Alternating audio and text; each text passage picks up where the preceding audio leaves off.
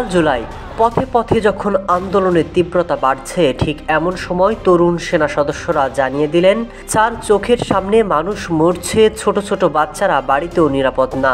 তারা অনুরোধ করছে, হাত জোড় করছেন, কিছু একটা করুন স্যার।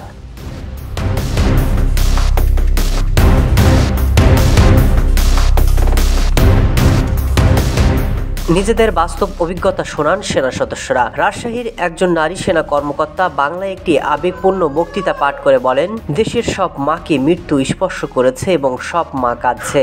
সেনাপ্রধান সামরিক কর্মকর্তাদের মনোভাবের কথা উপলব্ধি করে সিদ্ধান্ত নেন, যে কোনো উস্কানিতেও সেনাবাহিনী আন্দোলনকারীদের উপর গুলিবর্ষণ করবে না। সবাই মিলে কাজ করলে খুব শিগগিরই পরিস্থিতি স্বাভাবিক হয়ে যাবে। শুধু তাই নয়, শিক্ষার্থীদের মিছিলে সেনা সদস্যরা কোনো ধরনের প্রতিহত কিংবা বাধা দেবে না।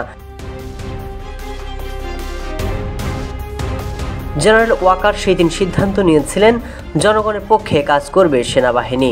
মিছিল চলাকালে সেনা সদস্যরা বরং সরে গিয়ে জায়গা করে দেবে, এমন খবর যখন চারিদিকে ছড়িয়ে পড়ে, তখন আন্দোলনের মড়ি ঘুরে যায়।